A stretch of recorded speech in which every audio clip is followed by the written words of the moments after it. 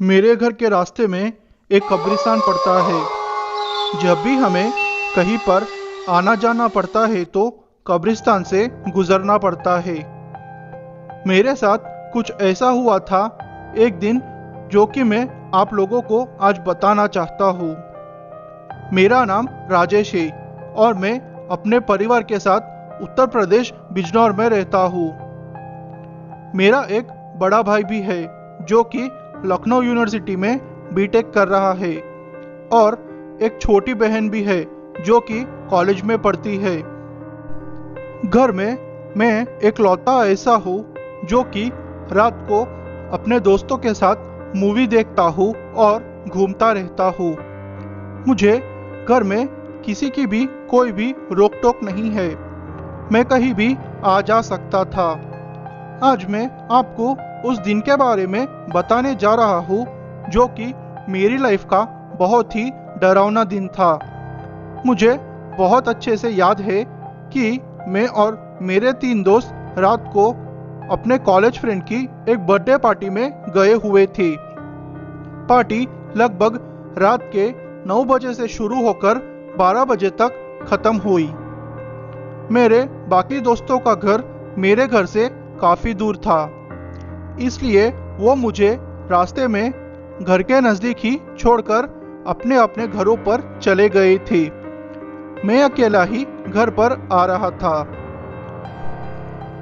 जैसा कि मैंने आपको बताया कि मेरे घर के रास्ते में एक कब्रिस्तान पड़ता है, तो जैसे ही मैं उस कब्रिस्तान के पास पहुंचा तो मैंने किसी को देखा जो कि बहुत ही अजीब था।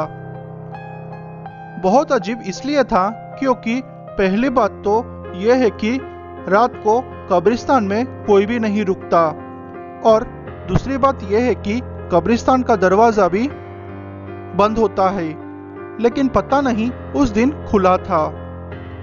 ऐसा आज तक कभी भी नहीं हुआ।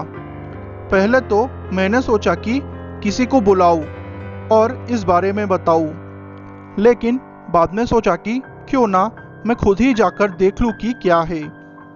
क्योंकि वैसे तो मैं डरता नहीं हूँ, लेकिन कभी कभी डर लगना बहुत ज़रूरी हो जाता है।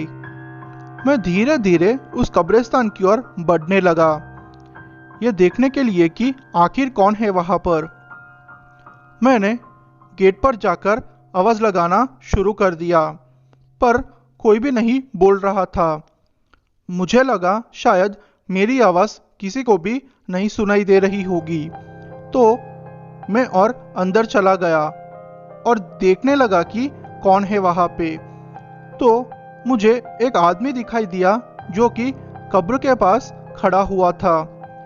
मैंने उसे दोबारा से आवाज़ लगाना शुरू कर दिया, लेकिन वो पीछे ही नहीं मुड़ रहा था, बस चुपचाप खड़ा था।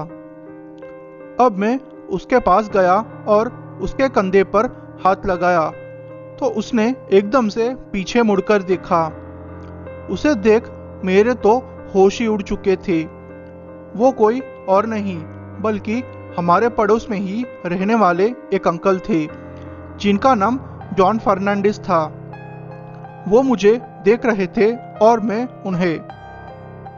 मुझे बिल्कुल भी विश्वास नहीं हो रहा था कि आखिर ये कैसे हो सकता है। वो कैसे कि मेरा मतलब, वो लगभग 15 साल पहले ही मर चुके थे, लेकिन फिर भी वो मुझे साफ साफ नजर आ रहे थे। इससे पहले कि मैं उनसे कुछ कह पाता या फिर कुछ और बोल पाता, वो अचानक ही धुएं में गायब हो चुके थे। ऐसा देखकर मेरी तो रूह ही कांप गई थी। बाद में मैं घर वापस आकर मैंने सब घर वालों को ये बताया। उन्होंने कहा कि जब कोई भी ज़्यादा किसी को पसंद करता हो तो वो उसे मरने के बाद भी नजर आता है। ये बिल्कुल सच्ची बात है। ये बात उन दिनों की है जब मैं अपने दोस्त के घर उसके सिस्टर की शादी से वापस अपने घर लौट रहा था। बात लगभग 8 साल पुरानी है। दिसंबर की ठंड का मौसम था।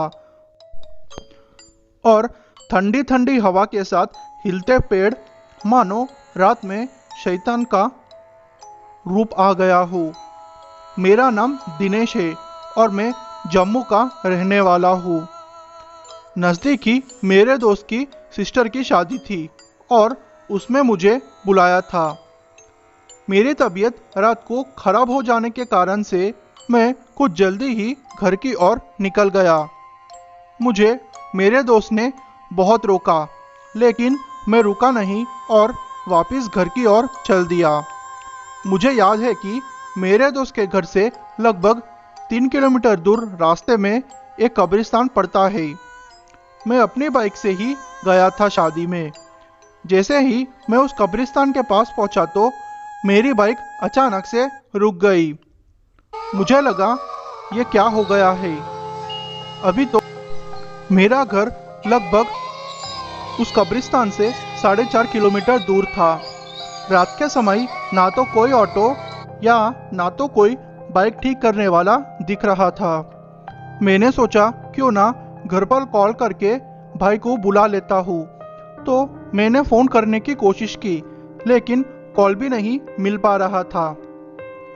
अब तो मुझे बहुत ही ज़्यादा डर लगने लगा कि यह फ़ोन को क्या हो गया है। अब ये क्यों नहीं काम कर रहा।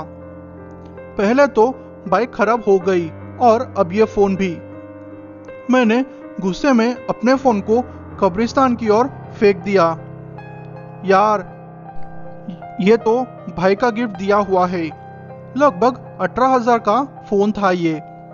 अब मैं उसे ढूंढने के लिए कब्रिस्तान के अंदर चला गया तो मुझे वहाँ का वातावरण कुछ अलग ही लग रहा था, क्योंकि ठंड का मौसम होने के बावजूद भी वहाँ पर गर्मी लग रही थी मुझे। मैं सोचने लग गया कि ये क्या हो रहा है आज मेरे साथ। मैंने फिर कुछ ना सोचकर फ़ोन को ढूंढना शुरू कर दिया। जब मैं अपने फ़ोन को ढूंढते हुए एक कब्र के पास पहुंचा तो मुझे उसमें से कुछ हलचल नज़र आई। तो मैं वहाँ से एक कदम से दूर भाग गया। तो कुछ देर बाद में मैं क्या देखता हूँ कि उसमें से एक हाथ निकलता हुए मुझे नज़र आ रहा है। मुझे बहुत डर लग रहा था। धीरे धीरे हाथ बहुत ही बड़ा होता जा रहा था और देखते देखते उस कब्र में से भूत ही बाहर आ चुका था। मेरे तो होश ही उड़ गए थे उसे देखकर। मैं अब वहाँ पर बिल्कुल भी नहीं रुकना चाहता था, लेकिन भाग भी तो नहीं पाऊंगा ना। वो भूत भी तो गेट के नज़दीक था। जैसे ही वो कुछ दूर गया, मैं तुरंत ही वहाँ से भाग निकला और अपने घर वापस आ गया। घर आके मैंने ये घटना मेरे मम्मी पापा को बोली और उन्होंने मुझे बहुत ही डांट लगाई कि मैं उस कब्रिस्तान में क्यों गया था। मैं थोड़े दिन बीमार रहा, फिर मेरी तबीयत ठीक हो गई। तो दोस्तों, आपको मेरी कहानियाँ कैसी लगी?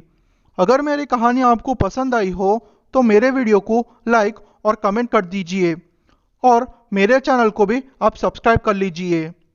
थैंक यू दोस्तों।